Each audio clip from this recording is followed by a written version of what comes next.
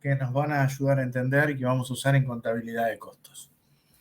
Entonces, ¿qué es costo?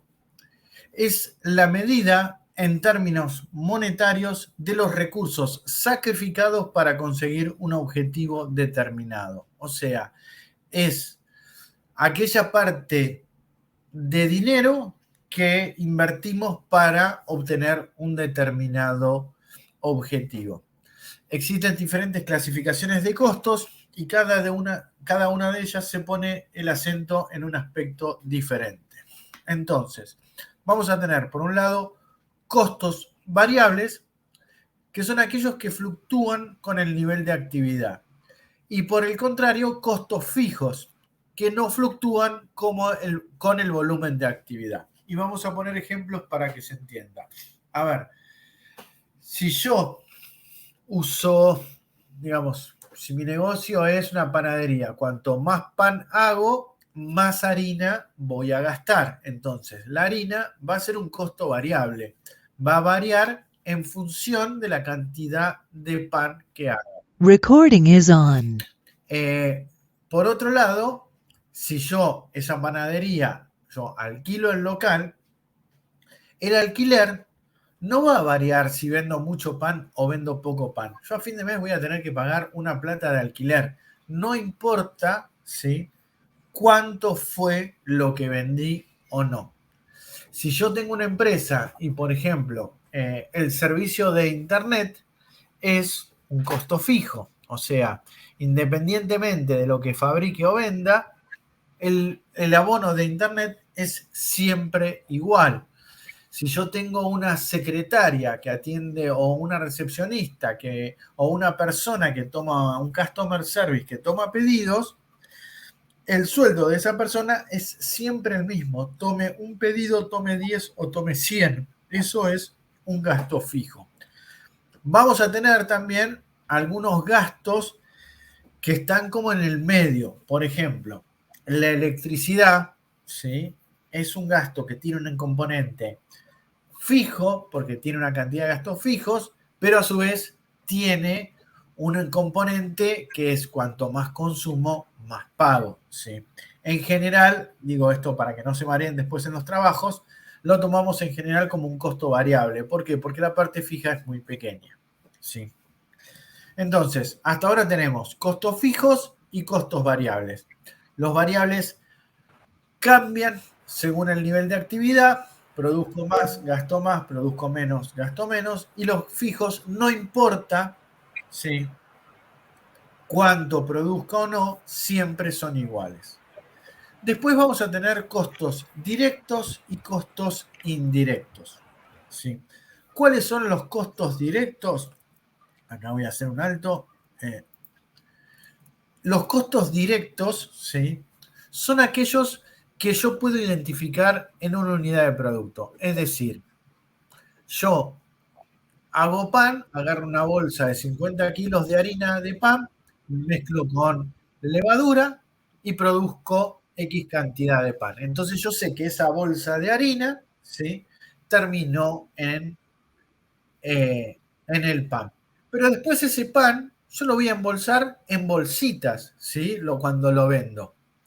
Ahora, esas bolsitas las voy a usar para el pan de ese día, para el pan que voy a fabricar el día de mañana y el otro día. Entonces, si yo agarro una bolsita, no sé a qué partida de pan pertenece. Si era el pan de ayer, el pan de mañana o el pan de hoy, ¿sí? Eso es costo directo o indirecto. Vamos a otro ejemplo. Yo fabrico mesas, ¿sí? Yo, para fabricar una mesa, necesito una tabla y 4 patas. Vamos a hacer una cosa así bien simple. Y también fabrico sillas. Entonces, para hacer sillas, yo necesito una base, necesito un respaldo y otras 4 patas distintas, ¿sí? Entonces, yo puedo determinar qué patas van a parar a la mesa, qué tabla va a parar a la mesa, qué respaldo va a parar a la silla, qué pata va a parar a la silla. Pero tanto las sillas como las mesas llevan clavos. Entonces, cuando yo compro los clavos, por ejemplo, no sé qué clavos van a ir a la mesa y qué clavo va a ir a la silla. Lo más probable es que también use una cola vinílica. Entonces, yo no sé qué parte va, ¿sí?, a la mesa y qué parte a la silla. Entonces, los costos directos yo los puedo identificar perfectamente con aquello que estoy produciendo, con una unidad de producto. O sea, yo agarro una mesa y te puedo decir, bueno, esta tabla, estas patas, le puedo hacer una trazabilidad y te puedo... Ahora me preguntás, ¿cuánta cola vinílica tiene esta mesa? Un poco. ¿Y de qué partida es? Mira, no sé, es cola vinílica, no me interesa tampoco ponerme a ver ese detalle, ¿sí? Entonces, la cola vinílica sería un costo indirecto, ¿sí? Las patas, la mesa, el asiento, el respaldo, serían costos directos. Indirecto es lo que yo no puedo determinar. Otro ejemplo más para que se entienda. Yo tengo una línea de producción en mi fábrica que hace bicicletas de carrera. Y del otro lado tengo otra línea de producción que hace bicicletas para chicos. La bicicleta para carrera tiene 5 empleados que trabajan en esa línea. Bicicletas para chicos tienen otras 5 personas que trabajan en esa línea. Entonces yo puedo decir, el sueldo de las primeras 5 personas se los imputo, ¿sí? O están identificados a las bicicletas de carrera, porque es lo que hacen todo el día, están haciendo bicicletas de carrera. Y las otras 5 personas a las bicicletas para niños, porque es lo que están haciendo siempre todo el día. Ahora, ambas líneas de producción tienen un solo supervisor. Entonces, ¿cómo hago para determinar a quién le imputo el sueldo del supervisor?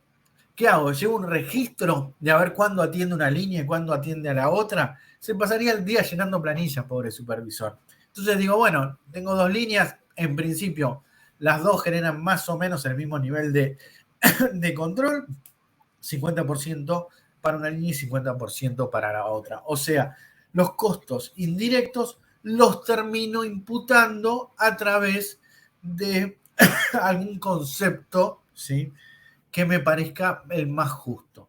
Tengo una línea que es conflictiva y una línea no, bueno, eventualmente haré 70-30, por ejemplo.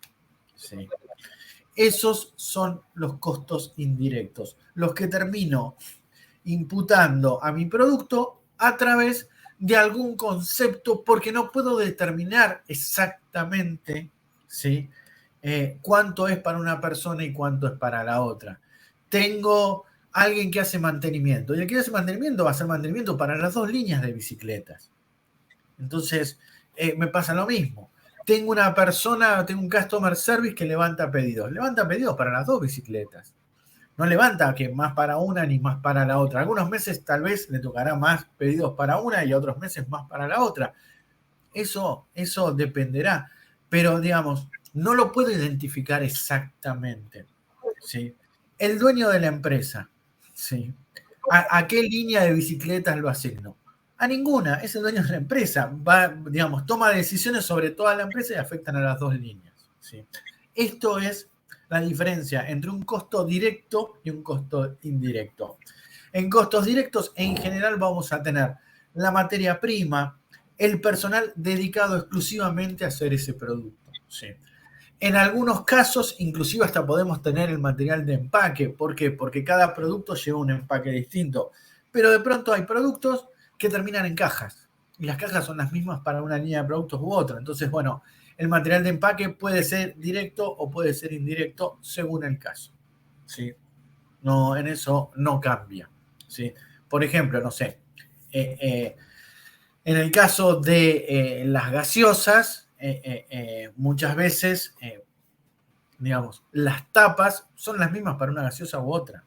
No, digamos, viene en tapa roja, viene en tapa blanca, viene en tapas negras, van todas a la misma. Lo que puede cambiar sí es la botella. Es distinta la botella de Coca-Cola, a la de Fanta, a la de Sprite. Entonces, bueno, las botellas dedicadas serían materiales directos, las tapitas que pueden ser de cualquier color, la Coca-Cola tiene tapa de 54 colores distintos, bueno, tal vez esa si la comparte con otra línea de producción pueda ser un material indirecto. Hasta acá vamos bien, ¿se entendió? Fijo, variable, directo o indirecto. ¿Estamos? Bien. Seguimos. Pregunta. Dale. El, el, algo más, digamos, más detallado, decir variable y fijo, porque el fijo sí lo entendí, que era, podía ser el intendente, la secretaria y la parte de electricidad, de la boleta de electricidad. Pero que Sí. dijo que una parte era fijo y la otra era variable, porque por el consumo. Claro, porque hay veces que a vos la compañía te cobra por el consumo más un fijo. Bien, sí. Pero en principio no se compliquen porque es un caso bastante especial. En principio quédense con que la electricidad es un variable. Ah, bueno. ¿Y Porque la algún? parte fija es muy despreciable frente a lo que pagás de variable. Sí. ¿Y otro ejemplo de variable o algún? A ver, gasto variable, todas las materias primas, porque cuanto más produzco, obviamente más materia prima voy a gastar, o cuanto menos producto, menos, menos materia prima voy a usar. Eh, no sé, supongamos que tengo una inyectora y la inyectora trabaja con gas, por ejemplo, una inyectora de plástico. Entonces, bueno, el gas va a ser un gasto variable. ¿Por qué? Porque cuanto más produzco, más gas voy a necesitar. ¿Sí? Y cuanto menos produzco, menos gas voy a necesitar porque voy a tener las matrices apagadas, por ejemplo.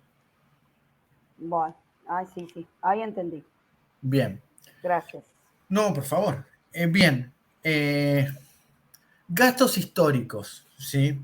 O costos históricos. Es el sacrificio monetario en el que se incurrió para conseguir un objetivo propuesto ya alcanzado, útil para evaluar acciones pasadas y yo le agregaría para calcular acciones futuras. Es decir, yo tengo un costo histórico que me dice que, por ejemplo, cuando reparamos la envasadora el año pasado, nos salió $3.000 porque se había roto la mitad de la envasadora. Este año tengo que volver a arreglarla porque se volvió a romper y más o menos está en el 50%. Bueno, en base al histórico, yo sé que me va a salir más o menos alrededor de $3.000 porque fue más o menos lo que gasté. Puedo decir, bueno, le hago un ajuste, tal vez por inflación, va a estar entre $3.000 y $3.500. Para eso es útil los costos históricos, ¿sí? Para tener una referencia bastante concreta de lo que salió en el pasado y poder actualizarlo, ¿sí? Llevando todas las condiciones al presente. A ver, tuvimos que hacer una losa el año pasado.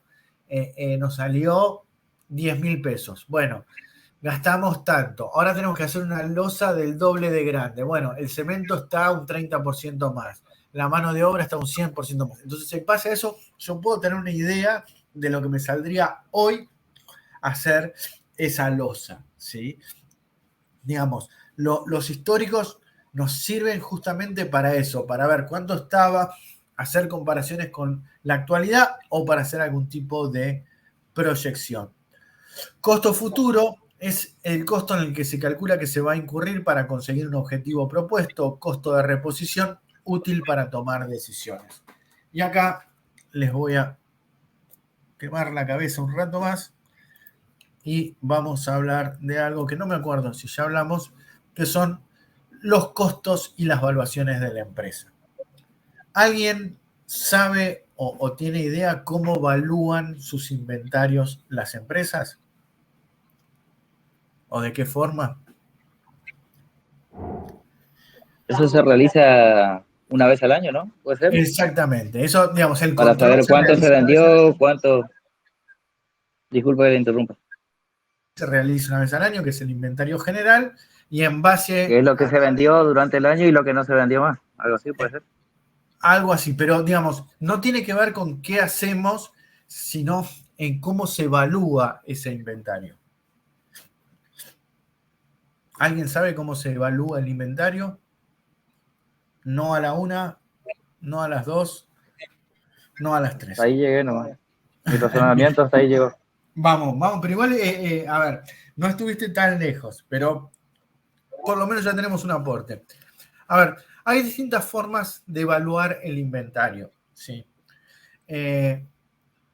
por valor de reposición, por precio promedio ponderado. Digamos, normalmente los inventarios en nuestro país, ¿sí? o en la mayoría de los países, se evalúan con el famoso PPP, si alguno lo escuchó, que es el precio promedio ponderado, ¿sí? Puede tener las siglas en inglés, puede tener las siglas, pero básicamente, ¿qué es esto? Es, sobre todo para países con monedas volátiles o no muy estables, se toma esa forma. Después les explico por qué. ¿Precio de qué? Perdón, que me interrumpa. Precio, perdón, porque se me cayó algo y me está trabando la cita. Acá está. Precio promedio ponderado. ¿Qué es el precio promedio ponderado? ¿Sí? Es, yo compro en enero a 5, ¿sí? 10 kilos de materia prima a 5. Compro en febrero o compro en marzo, digamos. Otros 10 kilos de materia prima, pero los compro a 6, ¿sí?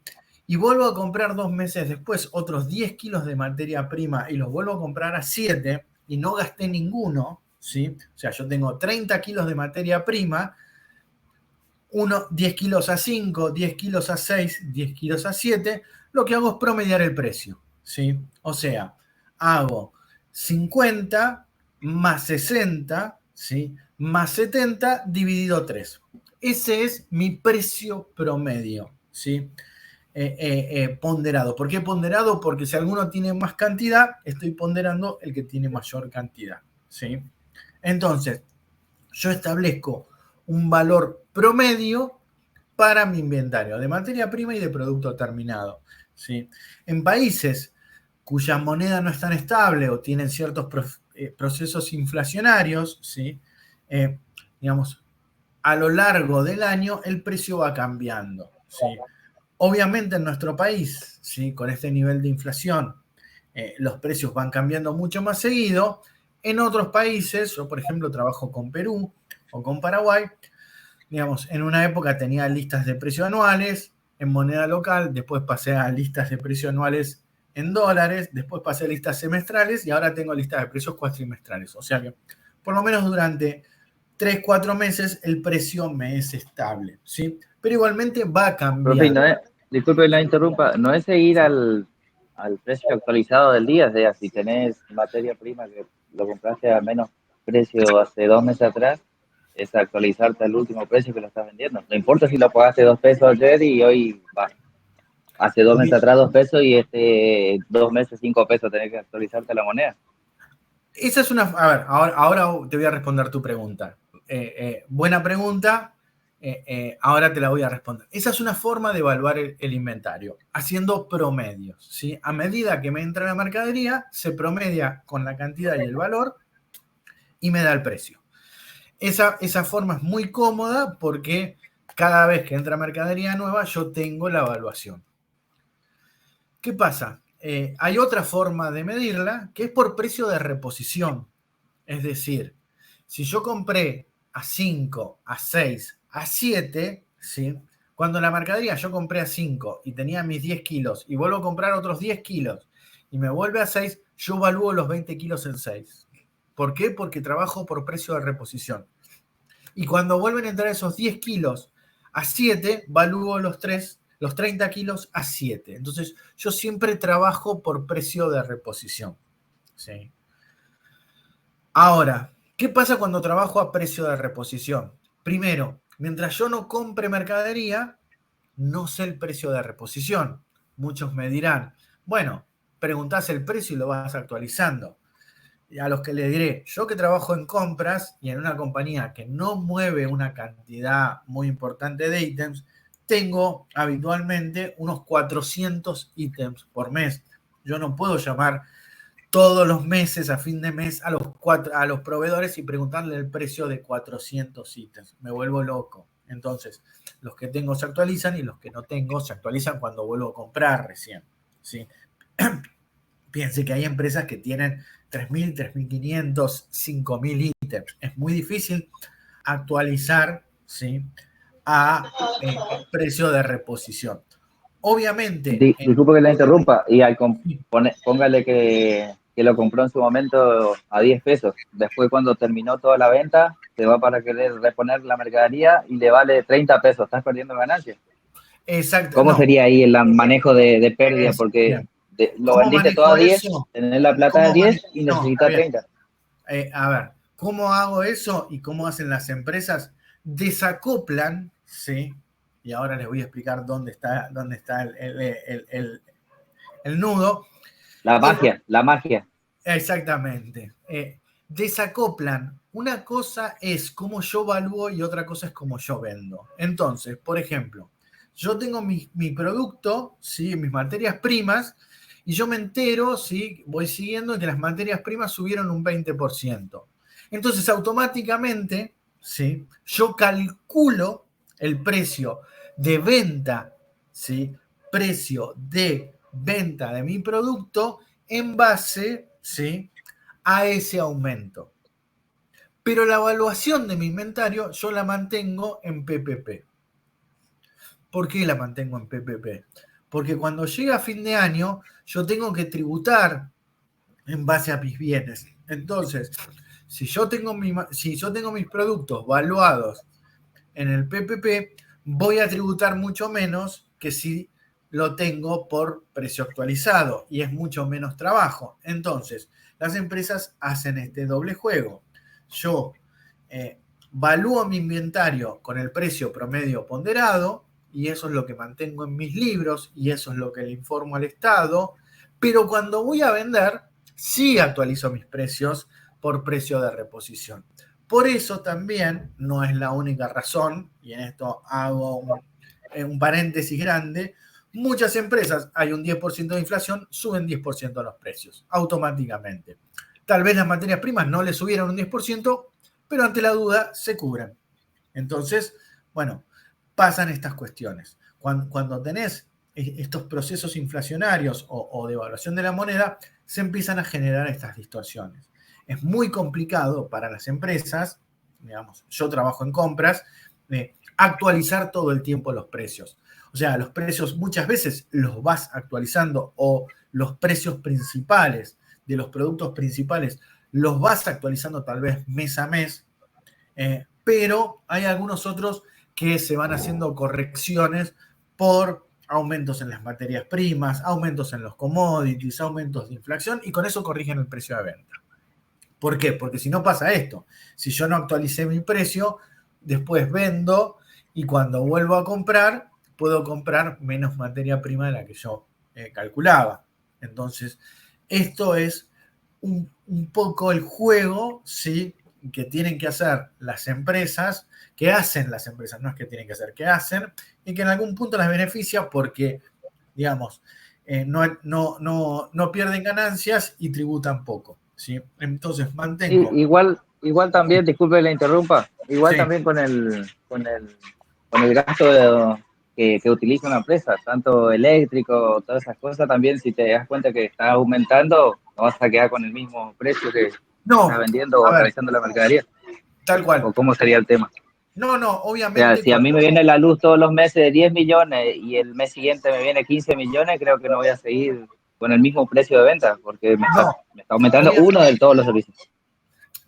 A ver, cuando vos comprás o cuando vos consumís, y ahí lo tenés que pagar, automáticamente el precio se actualiza solo, sea PPP o sea precio de reposición. Eso pasa automático porque en general las empresas tienen un sistema, entonces cuando ya registrás que ese producto ingresó, la máquina hace todos los cálculos, ¿sí? A ver, cuando yo compro un producto y subió un 15% o un 10%, no tengo que avisar que el producto subió un 10%. Automáticamente, cuando genero la orden de compra y el producto ingresa, ya el sistema lo tiene con ese precio y automáticamente corrige todo. ¿Sí? No hace falta. ¿Sí? Ah, hay un sistema que lo corrige totalmente Claro. los Pero datos. supongamos que no Ah, haya un sistema, habría que entonces cada vez que pagás algo, obviamente tenés que incluirlo. ir ¿Sí? verificando, sí, y corrigiendo el total de gasto. Exactamente. De acá, con esto que comenta Adrián, viene otro punto. La contabilidad de costos es dinámica, nunca es estática, ¿sí? Y por más de que trabajemos en Europa, en Estados Unidos que ahora también tienen inflación, pero supongamos que trabajamos en países como digamos, sin irme a Estados Unidos, Perú históricamente tiene un 3% de inflación anual, ¿sí? O sea, unos precios súper estables. Igualmente tenés que ir haciendo correcciones, tenés que ir haciendo adaptaciones. La dinámica de costos, digamos, los costos siempre son dinámicos. Algunos entornos tendrás que ser mucho más dinámico que otros, sí, bueno, pero siempre en la contabilidad de costos está en movimiento. Y después vamos a ver otras razones por las cuales la contabilidad de costos también va a estar en movimiento. Pero básicamente lo que quiero que se queden ahora es que hay dos formas de registrar, de evaluar la mercadería.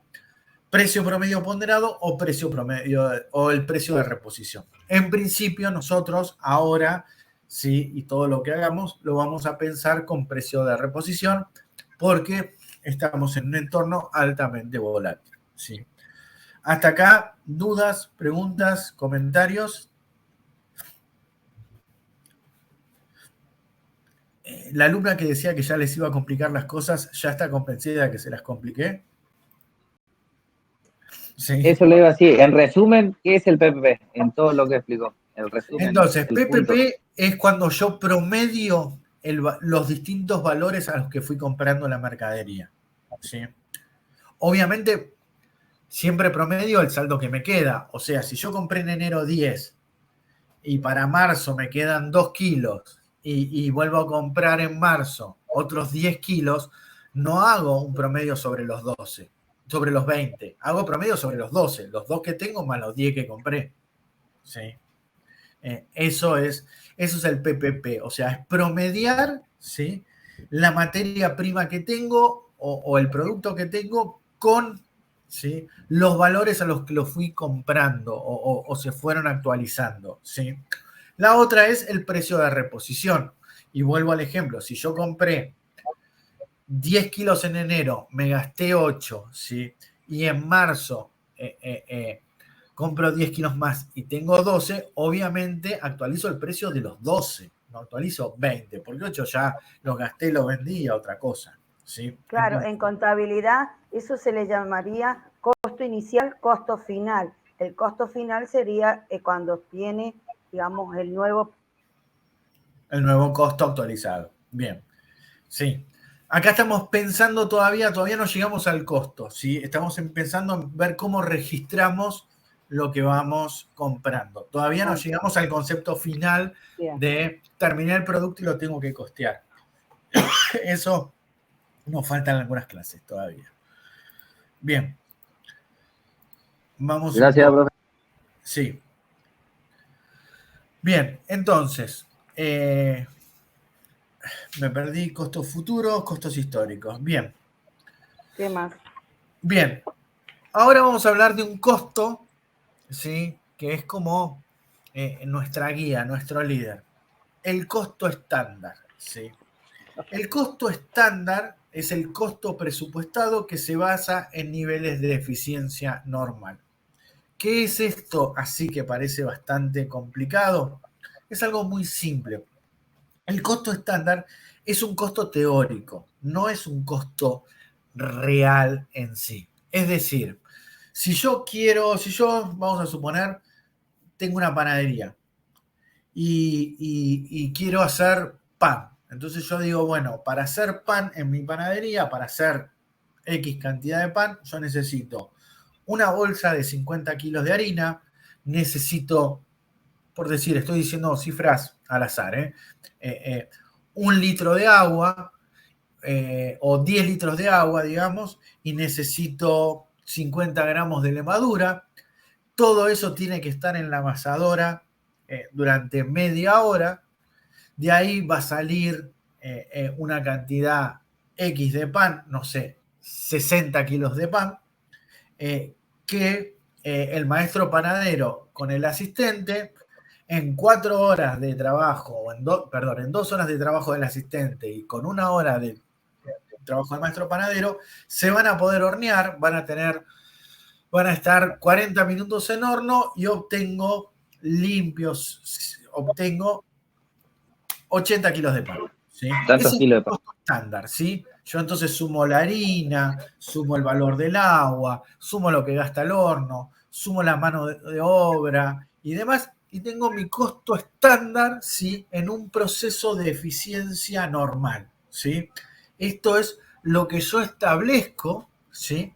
Que va a ser mi costo estándar. O sea, cuánta harina, cuánto agua, cuánto levadura, cuánto tiempo, cuánta mano de obra, cuántas personas y cuánto rinde.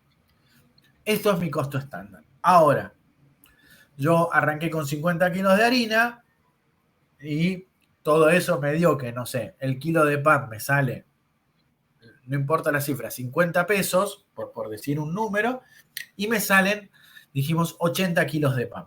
¿Sí? Bien, resulta que yo empiezo a trabajar en la panadería y resulta que el primer día hago todo eso, pero no me salen 80 kilos de pan, me salen 70. Y el segundo día hago eso y veo que me salen 68 kilos de pan. Y al otro día me salen 72. Y entonces empiezo a ver que tengo una desviación sobre mi costo estándar. ¿Sí? Algo pasa. ¿Sí? ¿Qué pasa? Todavía no lo sé. Pero ya desde la contabilidad me estoy dando cuenta de que hay algo que no está funcionando. ¿Por qué? Porque el costo estándar es el costo presupuestado en niveles de eficiencia normal. O sea, si funciona todo bien, tienen que salir 80 kilos de pan. No están saliendo 80 kilos de pan. Pucha, algo pasa. Entonces ahí empiezo mi análisis. Entonces, yo puedo hacer el análisis y decir, mira, la, la amasadora no amasa bien, no está trabajando bien. Entonces necesito regular o mejorar la amasadora para que amase mejor, llene más de aire el pan y salgan más kilos. Por decir una estupidez, puede ser. Puede ser que el horno me está quemando pan, entonces en vez de salir 80, salen 80 kilos, pero hay 4 kilos que hay que tirar. Puede ser eso. Puede ser que todo el mundo haga todo bien, pero la harina está rindiendo menos. La harina no rinde tanto como la harina que me venía el mes pasado. ¿Sí? Entonces, ¿qué es este costo estándar? Es como mi línea de flotación. ¿Sí? No es el costo ideal, es lo que tendría que pasar, ¿sí? Si todos hacen lo que tienen que hacer. Y esto me va a dar una referencia para saber qué está pasando. Si tienen que salir 80 kilos de pan y todos los días salen 90 kilos de pan, bueno, yo puedo hacer análisis y decir, mirá, o hice mal el costo estándar, o la amasadora tiene un rendimiento superior, o el asistente del pastelero amasa como los dioses y saca unas baguettes que rinden, no lo sé. ¿Sí? Yo puedo hacer un análisis y volver a modificar cuál es mi costo estándar. ¿Sí? Este es el punto donde también les decía que la contabilidad es dinámica. Pero básicamente mi costo estándar es este, es el costo presupuestado en niveles de eficiencia normal. Todo lo que pase por arriba o por abajo de mi costo estándar es una desviación a la que le tengo que prestar atención porque hay algo que está pasando. ¿Se entiende el concepto de costo estándar? Sí, sí. ¿Sí? ¿Puedo seguir? Sí, a lo criollo es sumar todos los gastos y sería el total de minutos, hora que lleva para Sí, tener el pero total del producto que querés realizar. sí, pero siempre que se trabaje con una Algo eficiencia así. normal, que no falle nada. Es sumar los costos y los tiempos y todos los procesos, pero siempre que no falle nada. Sí. Esto es Profe, la diferencia de que tiene el costo estándar. Sí, este concepto es el que se utiliza a veces cuando uno quiere saber que toman, dice, descargame este container, ¿cuánto tardamos? A ver cuánto podemos cobrarlo. ¿Es así? exactamente. Es para establecer el costo estándar. Cuando vos no tenés idea de cuánto es el costo estándar, lo que empezás a hacer es a medir los procesos. ¿Sí? ¿Por qué? Porque puede pasar que vos, por ejemplo, a ver, y esto le pasa mucho a las empresas, vos tenés tu costo estándar. Pasan 2 años y cambiaron las materias primas o cambiaron alguna máquina, ¿sí? Y los proceso. ¿Por qué? Porque la máquina que compraron es mucho más eficiente. Entonces, estás midiendo mal el costo estándar, porque estás trabajando con un costo estándar sub 1, digamos, porque tenés una máquina que es mucho más eficiente, o porque tenés una materia prima que reacciona más rápido y entonces requiere menos tiempo. Entonces, por esta cuestión es que los costos hay que, no te digo todos los días porque es imposible, pero regularmente, no sé, una vez al año, una vez cada 6 meses, hay que pegar una revisada, ¿sí? Justamente para volver a establecer el costo estándar, para saber cuánto es. Esto es algo, digamos, intuitivo que hacemos todos, digamos. El mecánico, cuando uno le lleva el auto, dice, bueno, ¿cuánto me sale el cambio de aceite? Y tanto de aceite más tanto de tiempo, digamos, y ahí en base a eso es su costo estándar, te pasa el tiempo. Ahora, después, empezó a cambiar el aceite y se le trabó, el aceite no caía, qué sé yo. Son todas desviaciones que tienen costo estándar que no siempre te puede cobrar, ¿sí? Porque, digamos, algunas veces podrá tener complicaciones y decir, mira, se me complicó esto, esto y esto, y tuve que cambiarle estos repuestos, bárbaro. Pero en muchos talleres que tienen establecidos precios, el cambio de aceite sale 100. Vos le dejás el auto y el cambio de aceite salió 100. Y si el tipo en vez de tardar media hora, tardó 50 minutos o una hora, se lo comió él. ¿Sí? Entonces, esa es una desviación sobre su costo estándar. ¿Sí? ¿Hasta acá se entiende? Sí. Bien. Costo completo es recoger los costos variables más la parte proporcional de costos fijos que le corresponda.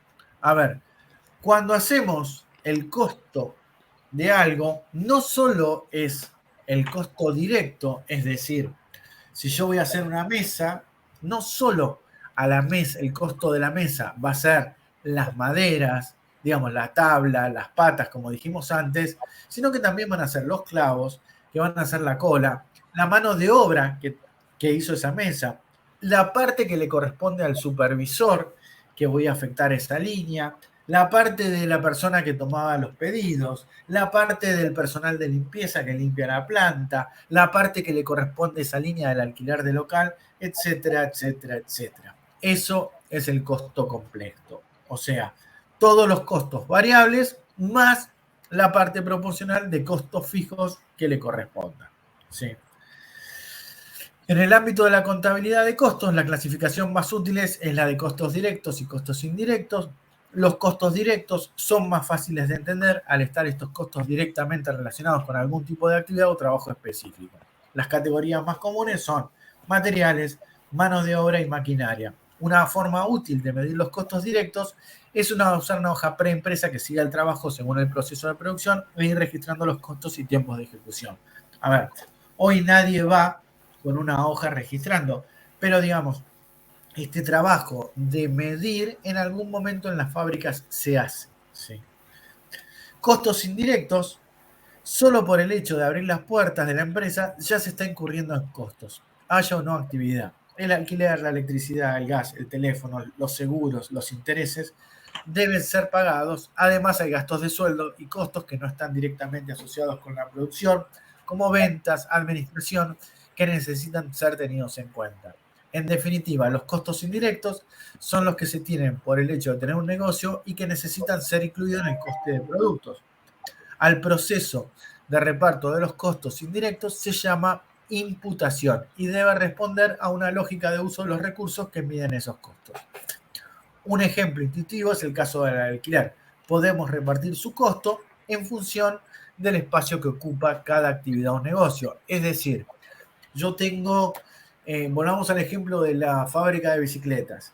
Yo tengo una parte que está, digamos, el 30%, el 50% de la fábrica está destinada a las bicicletas de carrera y el 50% de la fábrica la usa las bicicletas para niños. Bueno, ¿cómo distribuyo el alquiler? Y la mitad para cada uno. Si cada uno usa más o menos el mismo espacio. Entonces, lo divido por 2. ¿Sí? Tengo una imputación basada en un concepto. El tema es que si después hay variaciones, hay que volver a revisar estas imputaciones. Es decir, supongamos que crece mucho el mercado de bicicletas para niños. Entonces, achico la producción, ¿sí?, de bicicletas de carrera y hago 2 líneas, ¿sí?, de bicicletas de chicos. Entonces, la imputación del alquiler tal vez tendría que ser 70-30 o 66,6, 33,3. Profe, Sí, ¿y cómo se imputaría el costo, por ejemplo, del alquiler a cada, o sea, a cada producto? a ver, vos lo que haces, a ver, Porque acá lo dividimos en dos, ¿no? 50% bicicletas de carrera, 50% bicicletas de niños. exactamente. Pero yo digo, X cantidad de productos, vamos a sacar que solamente hacemos bicicleta. Sí. ¿Y cuánto del costo del alquiler Estamos va a adelantando, estar cubierto por cada bicicleta? Sí, lo que haces es, cada línea de producción de bicicletas es lo que se llama un centro de costos, ¿sí? O sea, yo voy a tener un centro de costos que es bicicletas, ¿sí? De carreras, y un centro de costos que es bicicletas para niños. Entonces, al centro de costos bicicletas de carrera le sumo todos los costos directos y los costos indirectos que le impute, ¿sí? Todo eso va a parar ese centro de costos. Ese centro de costos, ¿sí? Me dará, no sé, 1.000.000 de pesos, por decirte algo. Ahí tengo la parte del alquiler, la parte de la secretaria, la parte de limpieza, la parte de internet, los seguros, el médico de la empresa, lo que vos quieras. Todo está en ese centro de costos. Eso, dividido la producción que yo saco, ¿sí? Es lo que va a ser el costo de mi bicicleta. Obviamente en ese centro de costos también está todo el material que vos usás para hacer la bicicleta, o sea, las gomas, la cubierta, el manubrio, el asiento, la cadena, todo. Entonces, yo, Ahora, es un gasto fijo, pero a su vez es variable a la cantidad de producción. sí, exactamente. A ver, las fábricas en general, digamos, esto es tema del próximo tema, pero, digamos, las fábricas en general, cuanto más eficientes son, es cuanto menos, cuanto más planas trabajen. O sea, a la fábrica le es muy práctico fabricar exactamente lo mismo todos los días, ¿sí? Entonces, en base a tu lo que decíamos recién, en base a tu, digamos, costo estándar, vos vas a tener tu producción estándar y en base a eso vas a sacar tu costo. ¿Sí? Entonces, vos vas a calcular, digamos, todos los meses vas a tener un montón de costos asociados a una producción determinada. ¿Sí? Esa producción también la tenés que controlar como controlás el costo estándar. O sea, si vos planificaste hacer 1.000 bicicletas e hiciste 800, tenés un problemón. Si planeaste hacer 1.000 bicicletas, hiciste 995, no pasa nada. ¿Sí? Es una tolerancia. Y sobre eso, y después ves, digamos, si cómo salió, en realidad debería darte muy parecido el costo todos los meses, porque se supone que vos estás comprando lo mismo, entre comillas, al mismo precio y fabricando exactamente lo mismo. Si después los costos te empiezan a aumentar porque te aumentan las materias primas, es cuando vos también empezás a aumentar, digamos, los costos de tu producto. ¿Se entiende? Pero, por ejemplo, a ver, Sí. si tengo todos esos costos, ¿no? Y Sí. yo tengo la línea de producción que dijimos, ¿cuánta gente trabajaba por cada línea de producción de esa de bicicleta? Ponele un número, no importa. Hacemos 15. 1.000 bicicletas por mes. 15. 1.000. No, pero 15 personas por... No, 5 había dicho, pero no Bueno, importa. 5. Ahí está, mejor todavía. Y si yo tengo que de esos 5 se me enferman 3, o sea, tengo que pagar horas no extras, sino contratar más gente para cubrir esos 3, que también me producen un gasto. Sí, Porque señor. yo estar enfermo les tengo que pagar. Sí. Eso no va a hacer que me aumente el producto, pero sí va a hacer No. que me aumente el gasto. Ah, sí, bienvenido al mundo de los negocios, se llama eso. Exactamente, sí. Es un riesgo, digamos, que vos tenés, digamos, como fabricante, que te puede pasar. De hecho, cuando veamos el cálculo de mano de obra, que sacar capacitaciones, por ejemplo, porque estás poniendo nueva tecnología. Entonces no puede estar produciendo, pues se está capacitando y a vos te conviene que se capacite.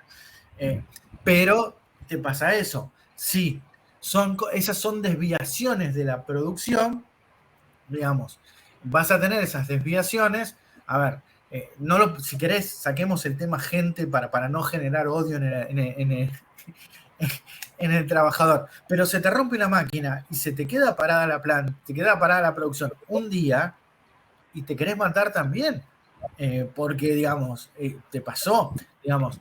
Obviamente, las empresas no son tontas y dentro del costo, y ahí es donde, digamos, se empieza a jugar mucho más fino, mucho más delicado, tienen preparado, digamos, si mi costo, ¿sí? Da, digamos, si yo en los gastos, ¿sí? Que tiro ese centro de costos, da 90.000, le sumo 10.000 más para contingencias. Yo voy previsionando contingencias. O sea, después vamos a ver el tema de las previsiones. O sea, vos podés previsionar contingencias. Uno me podría decir, bueno, yo previsiono el 100%. Bueno, previsionar el 100%. Anda a venderle una bicicleta que cuesta... Eso es punto 1. Punto 2, también vas a tener que previsionar, ¿sí? O provisionar la reposición de máquinas. Porque vos compraste una máquina, la empezás a usar, la máquina va a durar 10 años, pero vos en 10 años no podés desembolsar de un día para otro la plata de una máquina. Entonces eso también lo vas a tener que ir provisionando. Entonces lo que vas a ir teniendo dentro de tus cuentas contables, digamos, dentro de tu centro de costos, una cuenta contable que sea provisionar eso. ¿Para qué? Por si se te enferma alguien, por si se te rompe una máquina, por si la materia prima no reacciona como reacciona y te arruina una tirada, lo que fuese. ¿Sí? Esas cosas, digamos, son las que tenés que empezar a pensar y que tenés que tener claro cuando haces costos. ¿Respondido? Eso no sería como como las amortizaciones. Es una especie de amortización, sí. O sea, uno va generando un fondo. Les cuento para ver si les sirve. Yo trabajaba en una empresa multinacional, nosotros evaluábamos, sí, a mí también me evaluaban, al personal 2 veces al año. Y había una calificación de 1 a 5, ¿sí? Cualquier empleado que estaba en la nota 1, 2 o 3, no, perdón, que estaba en 2 o 3, automáticamente tenía 6 meses para hacer una serie de cursos y mejorar su nivel de rendimiento. ¿Sí? Si en esos 6 meses, ¿sí? O sea, hasta la próxima evaluación, no mejoraba el nivel de rendimiento cuando lo volvías a evaluar le tocaba un 2 o un 3, automáticamente lo echaban. Entonces, con el primer 2, ¿sí? O el primer 3, ¿qué hacía Recursos Humanos? Veía el listado de empleados que tenían 2 o 3 y empezaba a provisionar la plata de los despidos. Así de simple. ¿Por qué? Porque cuando lo tenés que echar, le tenés que pagar. Entonces, esa plata no sale de la nada. Te cuento un ejemplo más lindo, si querés. A partir de enero había una cuenta contable que era la provisión de la fiesta de fin de año. Porque éramos 150 empleados, había que alquilar una quinta, había que poner menú, había que alquilar a un animador, había que comprar premios y eso nos salía 2 pesos. Entonces, durante todos los meses había una platita que se iba guardando, provisionando para que cuando llegara diciembre pudiéramos hacer la fiesta de fin de año. Eso se va aprovisionando en cuentas contables y eso va a parar al costo del producto. Digamos, eso no lo aporta el dueño porque es simpático. Eso tiene que salir de algún lado y todo sale, ¿sí?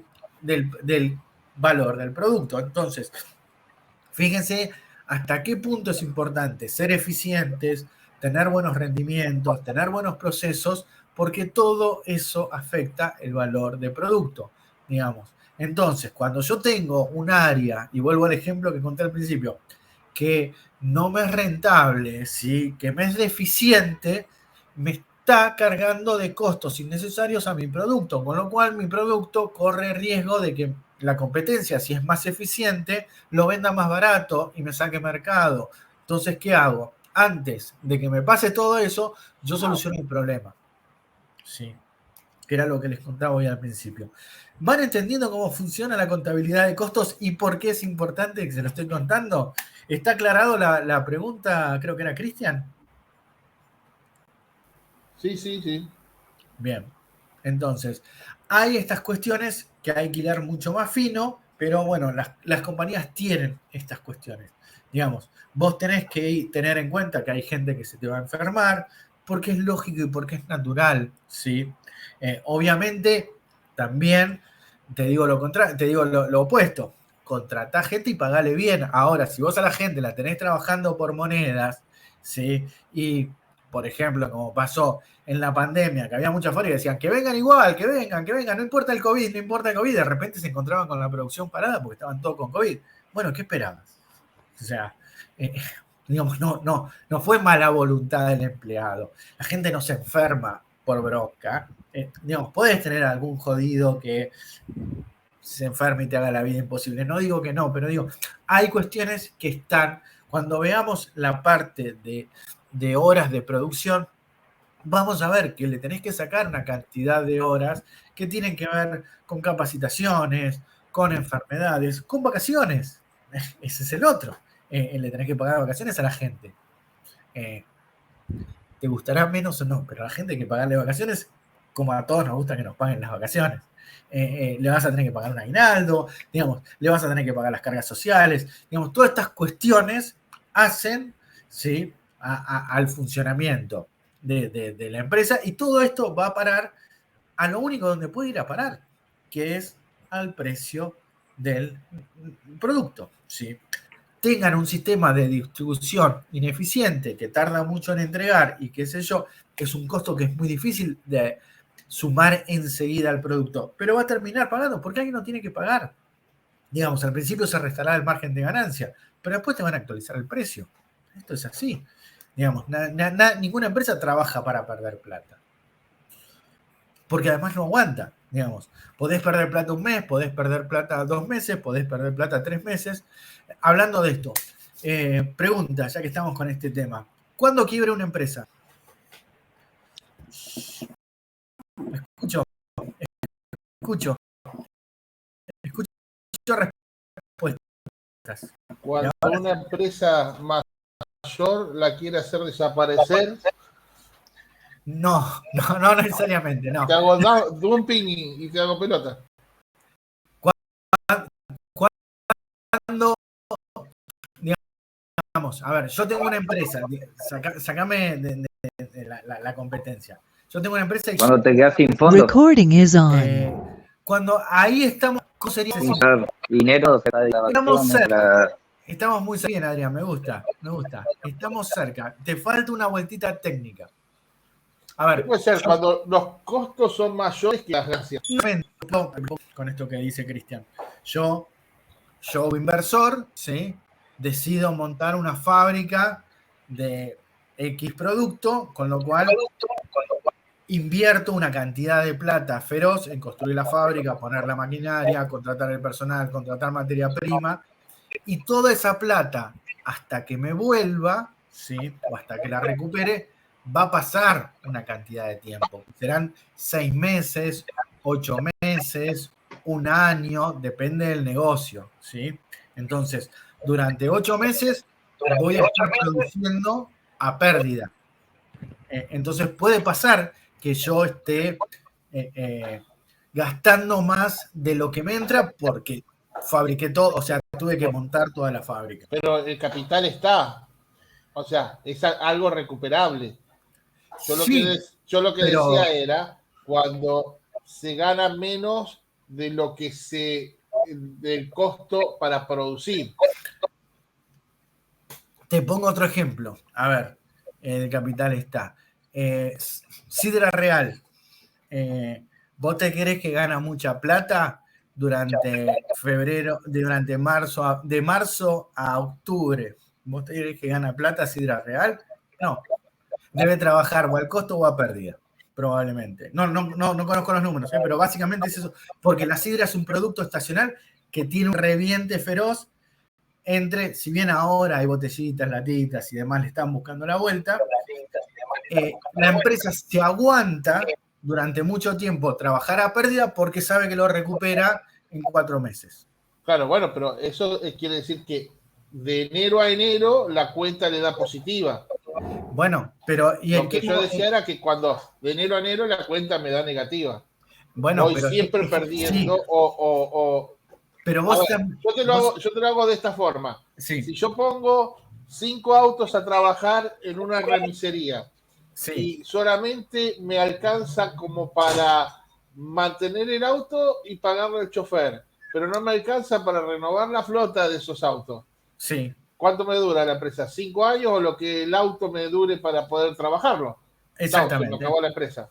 exactamente, tal cual. Trabajás hasta que el auto no da más y no lo puedas Eso reponer. quiere decir comerse, lo que comúnmente se llama comerse la plata, Sí, comerse el capital. tal cual.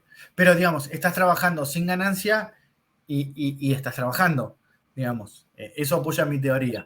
Pero digo, a lo que voy es un punto más. Técnicamente, cuando fallan las ventas fallan todo el tiempo, Sabrina, desgraciadamente, para bien y para mal, pero en general para mal. Pero cuando técnicamente te decretan la quiebra, digamos, yo tengo una empresa, cuando viene alguien y me dice, en general, digamos, hay un concurso de acreedores, digamos, no es que viene alguien y me dice quebraste, me bajo un martillo, pero ¿cuándo se genera, cuándo es el punto de quiebre?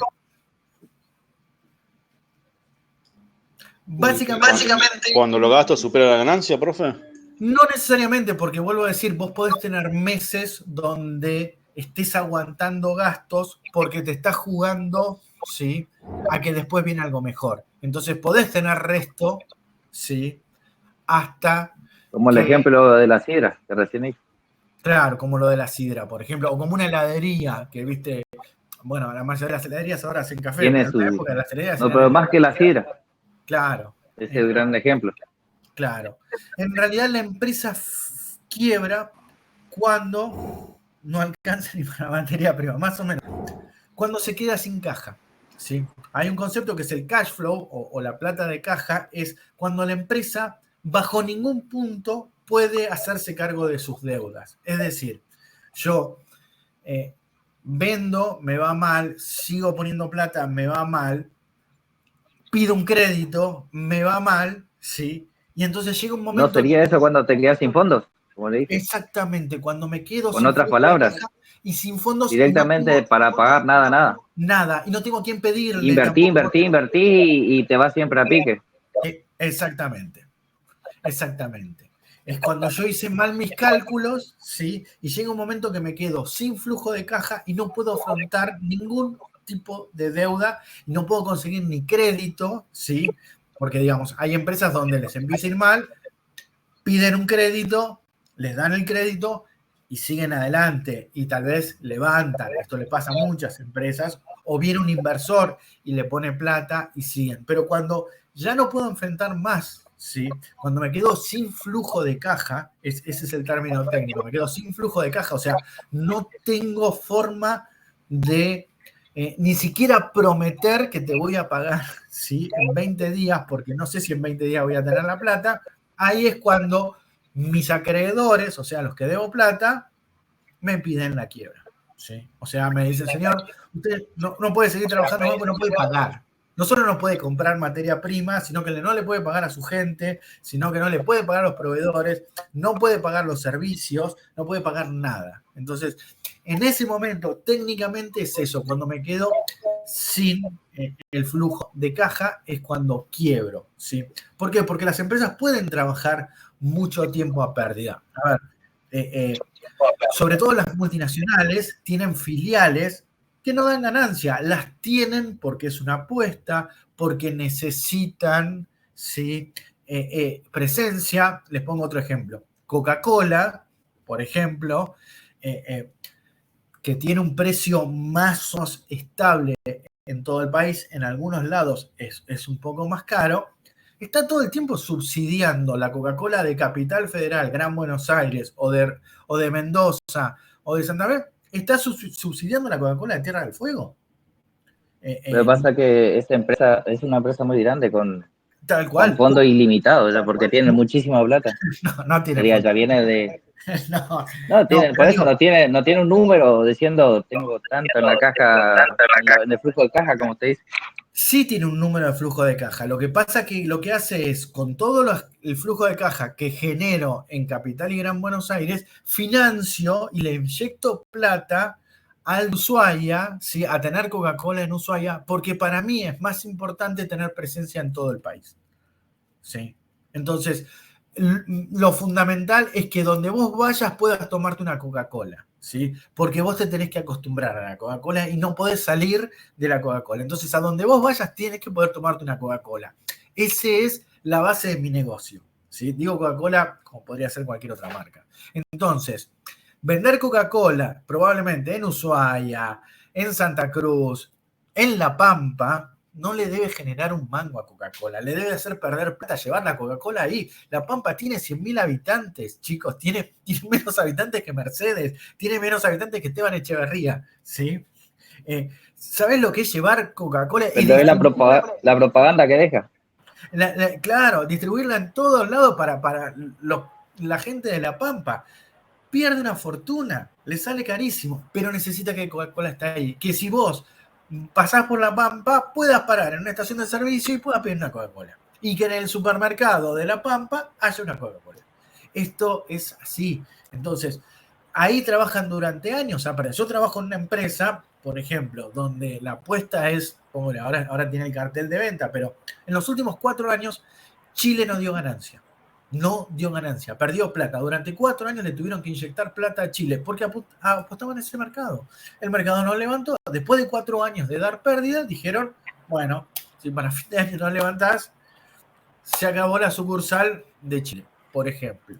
¿Sí? Esto lo he visto en otras empresas. O sea, hay empresas que trabajan durante mucho tiempo a pérdida porque les inyectan capital, porque reciben crédito, porque digamos, sin meter en ningún ilícito, no, sin que sea una empresa que lava dinero, ni nada de esas cuestiones raras. Digo, porque les interesa el mercado, porque hay una apuesta a futuro, porque están esperando que, o apuestan a tal cosa. Entonces, durante mucho tiempo trabajan sin generar ganancias.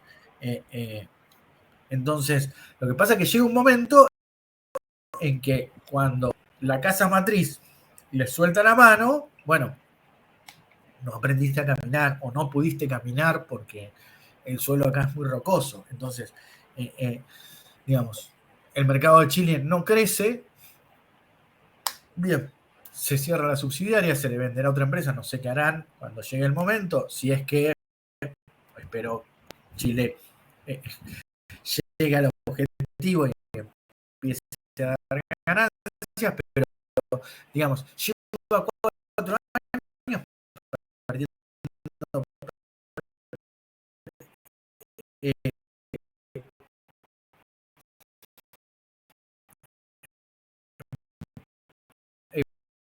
plata, una subsidiaria de todo un país. O sea,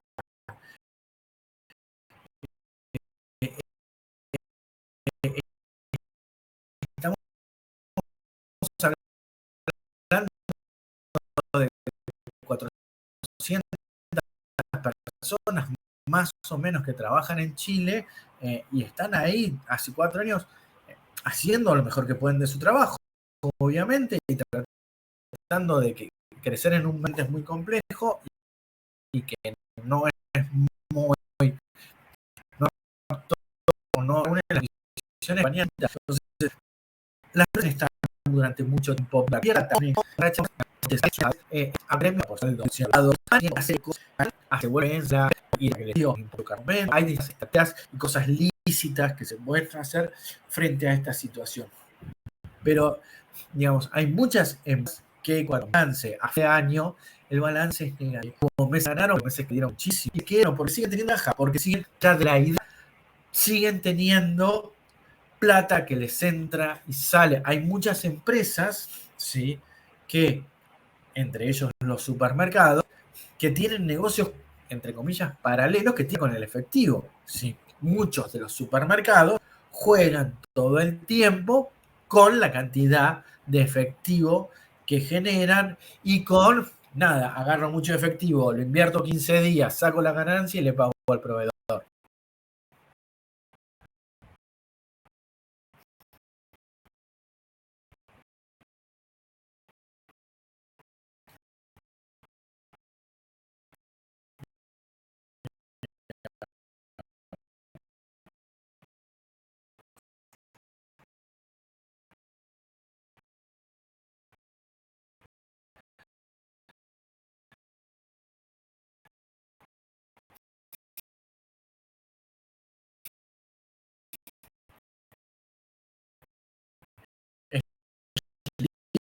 Lícito, totalmente lícito, no están haciendo nada malo, no nos confundamos. Digamos, hay muchas empresas que juegan con estas cosas. Cobro, pongo esa plata en una inversión, saco toda la plata con la inversión y nada, y le generé unos mangos. Tal vez el negocio no me da, pero me da efectivo y con eso puedo generar efectivo por otro lado. Pero básicamente, para que quede claro, pues ya estamos 9:15.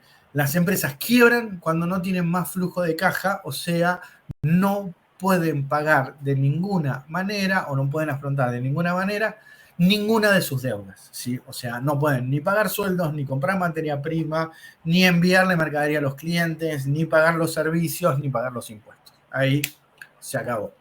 ¿Sí? Bien. Ya eso clientes incobrables.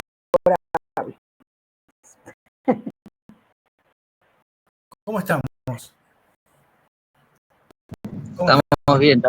Está buena la clase. Está bien. ¿Se están amigando con contabilidad de costos? ¿No les parece tan terrible ahora? ¿Les parece? Sí, pero hasta que lleguemos al tema de la matemática, ahí medio que se va a complicar. No se va a La complicar. charla está buena. Quédate tranquilo que con 2 Excel lo resolvés súper fácil. Chicos, bueno, tampoco, ver que estamos pero pensá que las nevadas estén en ritmo, ya la semana que van a estar más en ritmo, y para la tercera semana, nada, van a estar levantando de